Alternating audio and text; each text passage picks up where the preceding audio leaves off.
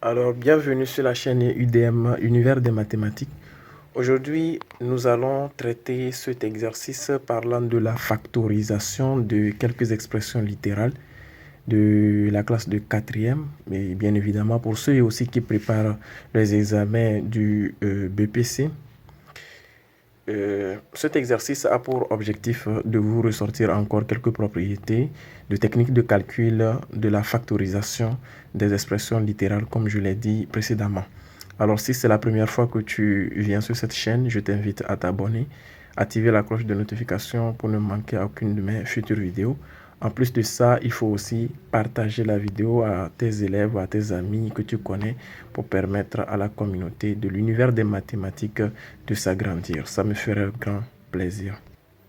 Alors, sans plus tarder, nous allons commencer la résolution de cet exercice. Mais bien avant cela, je t'invite à l'essayer à ton niveau avant de suivre la correction. Ça te ferait aussi de grand plaisir et ça va t'aider à mieux comprendre. Alors, résolution.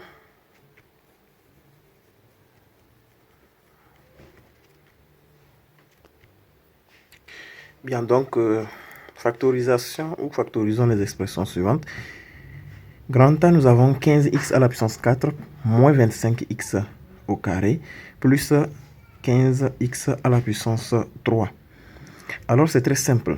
Nous savons que dans la résolution des exercices portant sur la factorisation, il est question d'utiliser les techniques de calcul que nous avons apprises.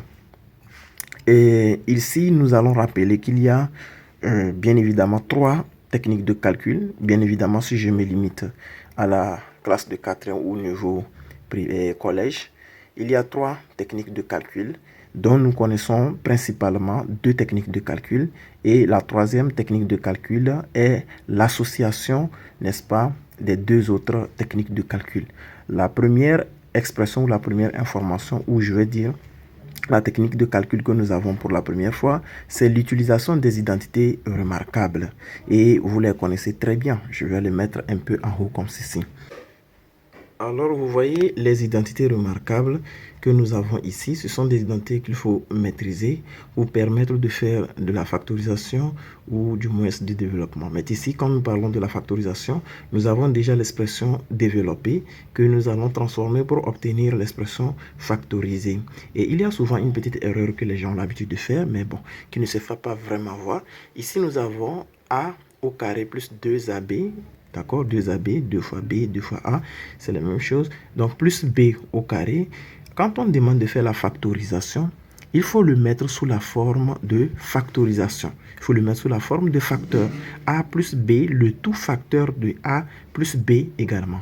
Souvent, les gens ont l'habitude de dire que ça fait A plus B, le tout au carré. Ce n'est pas faux. Excusez-moi. Il y a le carré là. Voilà, donc les gens ont l'habitude de l'écrire ainsi, ce n'est pas faux, mais ce que vous devrez remarquer, c'est que là-bas, nous avons une expression A plus B, le tout au carré. Donc déjà dans l'expression, dans la littérature, nous n'entendons pas le facteur. Mais pourtant, si vous le mettez de cette façon, nous entendons A plus B, le tout facteur de A plus B également. Donc il s'agit de la factorisation. Ce n'est pas, quand vous allez mettre ça sous cette forme, je ne dis pas que c'est faux, mais il est plus idéal et intéressant de le mettre sous la forme de facteur. Et c'est ça qui est très intéressant. Ici, nous avons également A au carré moins 2AB plus B au carré, ce qui va nous donner A moins B, le tout facteur de A moins B. Ici, nous avons l'expression développée également sous la forme de A au carré moins B au carré, ce qui nous donne A moins B, le tout facteur de A plus B. Donc déjà, cette identité remarquable va vous permettre de faire les factorisations. Ça, c'est la première méthode, les identités remarquables. La deuxième méthode, c'est l'utilisation des identités. Bien, donc je disais que c'est la deuxième méthode, la deuxième technique de calcul, c'est l'utilisation de la mise en évidence des facteurs communs.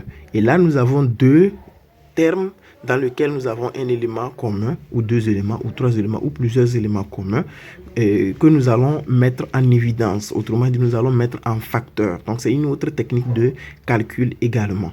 Donc, la troisième propriété ou la troisième technique de calcul, c'est l'utilisation des deux précédentes propriétés que je viens d'énumérer. Vous allez voir que dans un exercice, vous allez forcément utiliser les identités remarquables et juste après, vous allez aussi combiner avec les mises en évidence de facteurs communs ou alors vice-versa. Vous pouvez commencer par la mise en évidence d'un facteur commun et puis suivre la propriété ou les identités remarquables. D'accord? Donc, de toutes les façons, il faut maîtriser les deux méthodes et qui va aussi vous permettre d'en arriver sur la troisième technique de calcul. Alors, ici, nous allons utiliser la mise en évidence d'un facteur commun. Pourquoi? Parce que nous avons trois termes ici dans grand A. Nous avons le premier terme là, le deuxième terme là, le troisième terme là. Et dans les trois termes, nous avons des éléments qui sont communs. Par exemple, nous avons x à la puissance 2 que nous pouvons retrouver dans x à la puissance 4, que nous pouvons aussi retrouver le x à la puissance 2 là encore dans x à la puissance 3 ici. De la même manière, dans 25, dans 15 par ici, nous avons également un élément commun qui est 5. Donc, sans plus tarder, nous allons mettre tous les éléments qui sont communs en facteurs. Donc, je le réécris. Donc, voilà un peu ce que nous pouvons écrire. Nous pouvons le décomposer et nous obtiendrons le 5x à la puissance 2, 5x à la puissance 2, 5x à la puissance 2 que nous pouvons mettre en facteur. Alors, ça nous donne 5x à la puissance 2, facteur de 3x au carré, ce qui nous reste dans ce terme. Et maintenant, moins, je vais d'abord commencer par 3x qui est ici, plus 3x. Maintenant, moins 5. Voilà ce que nous obtenons. Voilà ce que nous obtenons en termes de factorisation avec la méthode de mise en évidence d'un facteur commun. Voilà, donc, alors ici, vous voyez déjà que la factorisation, elle est faite.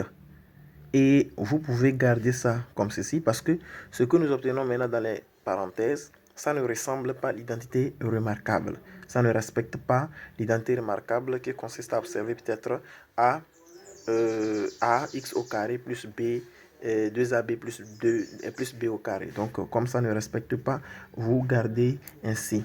Alors quelqu'un peut déjà encadrer à ce niveau.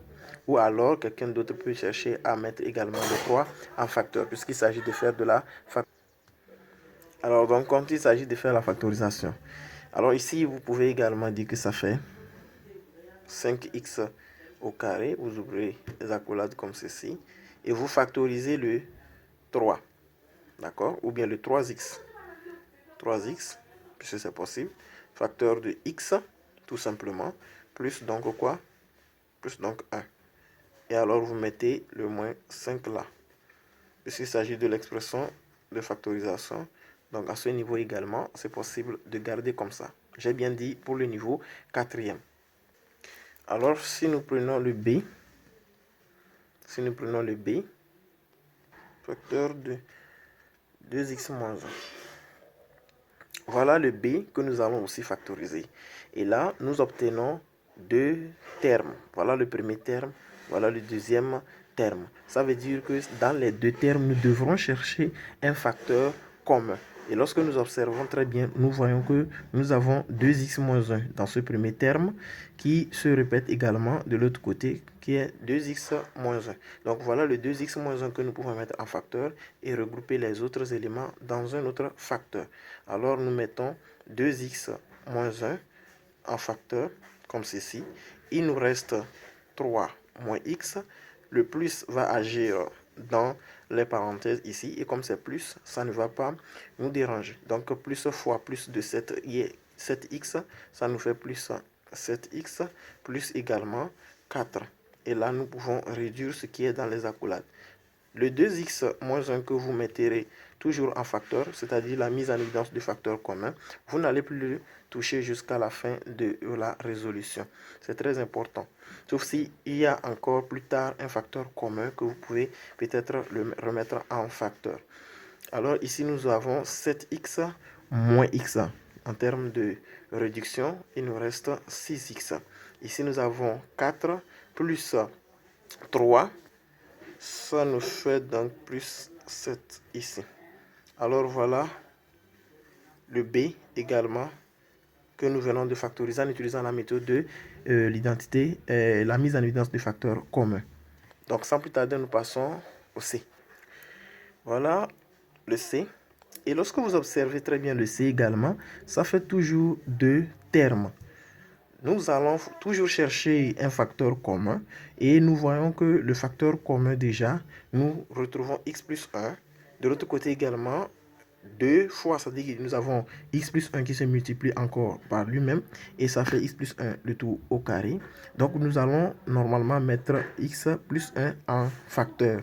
Mais lorsque vous observez également dans le premier terme, dans notre première parenthèse, nous avons aussi des éléments communs que nous pouvons mettre en facteur. Déjà, à partir d'ici, nous voyons 8 plus 4x. Donc, il y a également 4 que nous pouvons retrouver dans 8. Alors, nous pouvons déjà mettre le 4 là en facteur. Donc, 4 facteur de 2 plus x. Vous voyez déjà? Maintenant, facteur de x plus 1, moins maintenant x plus 1, le tout au carré. Donc, nous retrouvons notre x plus 1 que nous allons mettre en facteur. Donc, x plus 1 mise en évidence de facteurs communs. Alors, il nous reste ici 4. Bon, bien évidemment, la factorisation n'a pas vraiment servi à quelque chose, mais on remet ça. Donc, 8 plus 4x. Et de l'autre côté, il nous reste moins qui va agir dans la première parenthèse. Donc, normalement, je devrais garder moins facteur de x plus 1. Pour ne pas embrouiller. Alors ici, ça nous fait x plus 1, le tout facteur de 8 plus 4x, moins facteur de plus 1x, donc autrement dit moins fois x, ça nous fait moins x, moins fois moins 1, ça nous fait moins 1. Alors, on réduit ce qui est dans les parenthèses. J'ai dit que ce que vous avez mis en facteur, comme mise en évidence de facteur commun, vous n'allez plus le toucher. Donc ici, x plus 1, le tout facteur de 4x moins x, ça fait 3x. Alors, nous avons ici 8 moins 1, ça fait plus 7. Et voilà le C qui vient d'être factorisé. Et vous voyez clairement que non seulement nous avons utilisé la mise en évidence d'un facteur commun, nous avons également regroupé tous les éléments de ce côté qui nous a permis de réduire pour obtenir ce deuxième facteur. C'est très important de maîtriser cette mise en évidence du facteur commun. Ce sont des techniques de calcul. Nous allons traiter donc la dernière partie qui est grand D. D est égal à quoi? D est égal à 16x au carré moins 169.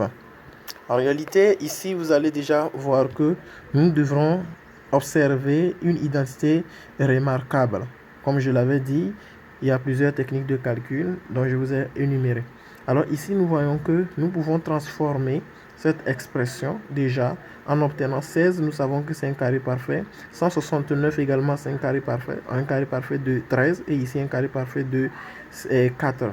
Donc 4x. D'accord, le tout au carré, ça nous fait 16x au carré, moins maintenant 13 au carré. Donc déjà en transformant ça de cette façon, vous ressortez immédiatement l'identité remarquable a au carré moins b au carré qui a pour factorisation a moins b, le tout facteur de a plus b.